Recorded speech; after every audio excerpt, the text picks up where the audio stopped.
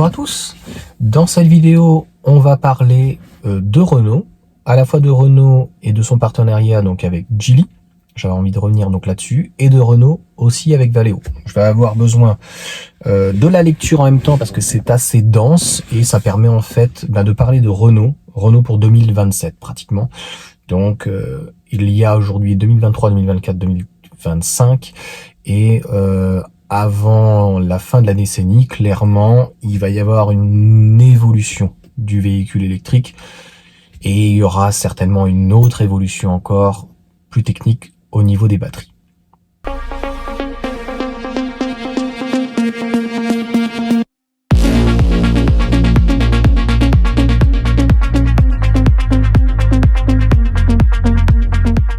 Partenariat avec Geely, c'est très intéressant. Il y en avait déjà eu un, notamment Geely ayant Lotus, Renault ayant Alpine. Je trouve dommage que ça s'est pas concrétisé, parce que c'est vrai que le groupe Geely avec Lotus, que ça soit aussi avec Volvo et avec Smart, soit c'est du 4 roues motrices, soit c'est de la propulsion. Et comme à chaque fois, je trouve que la propulsion va extrêmement bien à ces véhicules électriques qui sont coupleux. Donc, on apprend qu'il y aura une partie qui va être développée par Renault, donc des je ne sais plus comment ils appellent ça, multi-énergie, je vais le dire en plus, notamment pour les pays ou régions émergentes, l'Amérique latine, Afrique du Nord, l'Inde et la Turquie. Donc, ces pays-là ne sont pas prêts en fait à passer à l'électrique, en partie parce que c'est très cher. Aujourd'hui, c'est le cas en Chine, parce que c'est eux qui développent leur propre structure et c'est, t'as vu les prix quand tu les convertis en euros, tu pleures quoi. Donc tu te dis finalement, c'est pas plus cher qu'une Twingo ici, quoi. Donc c'est pas forcément que c'est aussi donné à toutes les bourses, mais ça se développe très bien.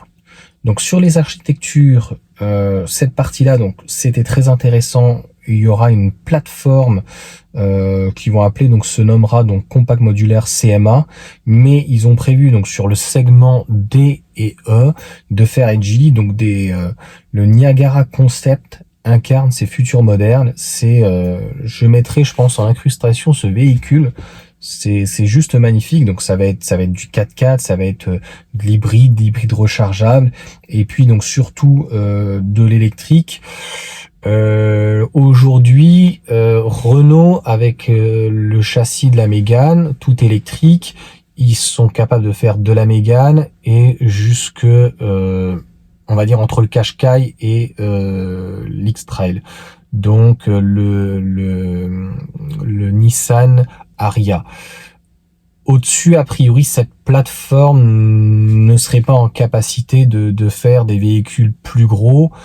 Donc chez Renault, il n'y a pas pratiquement plus gros, sauf l'Alaska, mon voisin d'ailleurs qui en a un. Donc si c'est du 4 roues motrices, donc ils auraient certainement recours à ce type de technologie avec Geely. Avec Geely, je pense que ça les intéresserait notamment sur un EX90, le XEC90 qui passerait en EX, et peut-être même sur un 60. Et puis les gros breaks, là, je crois, ça s'appelle le V70. Donc, le groupe Renault, voilà, c'est, je trouve, très intéressant ce que Renault fait sur cette architecture, on va dire, sur cette partie châssis. Et de l'autre côté, avec Geely, je trouve que c'est une marque en devenir, c'est très réfléchi, je trouve. De l'autre côté, qu'est-ce qu'on apprend donc sur Renault? C'est ce que je disais, c'est les moteurs directs. Mais je vais être un petit peu critique sur le moteur. Renault et Valeo présentent le moteur électrique du futur. Donc en fait, c'est une conjointure entre les ingénieurs de chez Renault, les ingénieurs de chez Valeo. Et ils ont en fait chacun ont leur tâche de leur côté et puis ils mettent leur savoir-faire dans un même moteur. C'est vrai que c'est intéressant. Donc par rapport au stateur, je crois que ça va être Valeo. Et donc ce rotor bobiné, donc qui n'a pas besoin pour le coup d'aimant, donc un aimant permanent, c'est plutôt pas mal. Il nous parle d'un rendement à peu près donc de 30%. Donc aujourd'hui il fait 220, enfin il est dit à 220 chevaux. C'est 160 kW, donc 218 chevaux, et montré à 200 kW. Il montrait à 200 kW. Et la correspondance, je l'ai plus. Je lis en même temps, c'était 270 chevaux, je crois que j'avais lu sur un autre article, ou 272. Moi, ce qui m'inquiète, c'est que s'il remplace donc ce moteur, il n'y a pas de problème de 220 à 270. Je suis pas certain que la Mégane puisse encaisser ce type de couple. Hein. C'est assez démoniaque. Par contre, les gens n'ont toujours pas compris, c'est qu'un gros moteur ne veut pas dire un moteur qui va consommer plus. Un gros moteur, ça permet aussi d'avoir une régénération assez exceptionnelle et c'est ça qui est intéressant. Et avec Valeo, donc pour le coup, on nous parle au-delà de la puissance, c'est qu'en 2027 aussi, hein, il me semble que j'avais lu, c'est ça. En même temps, tout va arriver. Les nouveaux châssis, donc Renault, donc le très haut de gamme, les très gros véhicules, puisque il faut savoir que la R5, ça sera la plus petite que de chez Renault. La Twingo va s'arrêter. La Zoé va aussi s'arrêter. Donc la R5 sur châssis de Clio révisé. Ils n'ont pas pu avoir le choix. En fait, celui de la Mégane était trop grand. Et donc, je suis désolé, je vois des gens bizarres. De l'autre côté, le 800 volts, donc c'est intéressant. Par contre en Europe, a priori, tu me diras, je n'y connais pas assez bien, donc sur cette technologie là, elle permet d'avoir en tout cas un meilleur rendement et des charges plus importantes, un petit peu comme Hyundai, mais a priori il faut de l'autre côté que le CCS, donc la charge rapide, soit en 800 volts, et a priori il y en a beaucoup de 400 volts, donc c'est un petit peu la technologie Hyundai, Porsche. Donc si Renault s'y met, Tesla, normalement je crois qu'avec le Cybertruck, normalement ça va être fait.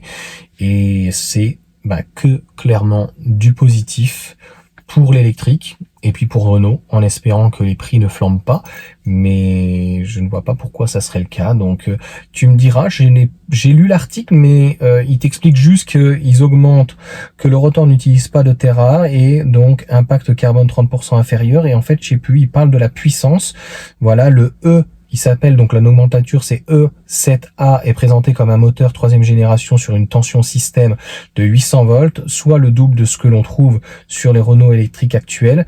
Alors je ne sais pas si c'est le 800 volts qui apporte donc un regain de puissance au moteur, en espérant que ça n'impacte pas en fait sa durabilité, donc il tournerait plus vite, ou est-ce que c'est en fait dans la boîte, c'est plus démultiplié et donc plus puissant. Ça, je n'arrive pas à savoir. C'est un peu plus compliqué sur les motorisations. Et il manque plus que quoi à Renault?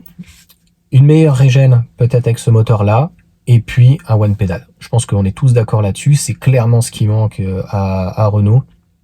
Dis-moi sur la Zoé, je crois qu'a priori elle ne l'avait pas, mais j'ai un doute parce que la personne de chez Nissan, la vendeuse, m'a dit que la Leaf l'avait. Donc, et maintenant, ils l'ont plus sur notamment l'Aria. Donc ça, je trouve ça vraiment dommage. Donc ils ont un mode, entre guillemets, break hold, quand tu enfonces la pédale de frein, mais il n'y a pas un réel système qui s'arrête. Et je tenais à faire un tout petit bonus d'ailleurs dans cette vidéo, où je pense à ça. Même la Tesla, quand tu as un régulateur adaptatif, eh bien, quand la régène n'est pas assez forte, elle vient à freiner. Et donc c'est là où finalement on se rend compte que sur l'autoroute, quand il y a du monde, qu'elle ne fait que accélérer, freiner, etc., je pense que la perte elle vient d'ici, c'est-à-dire que là où nous on anticiperait beaucoup plus, et là comme elle anticipe moins bien, je dis pas qu'elle anticipe mal, mais elle anticipe en tout cas moins bien, donc elle est obligée un petit peu de freiner, donc elle perd du rendement, peut-être pas de la régénérative, mais en tout cas du rendement pour renvoyer cette énergie à la batterie, ou de laisser donc plus couler. C'est un peu plus abrupt. Sur ce, à bientôt.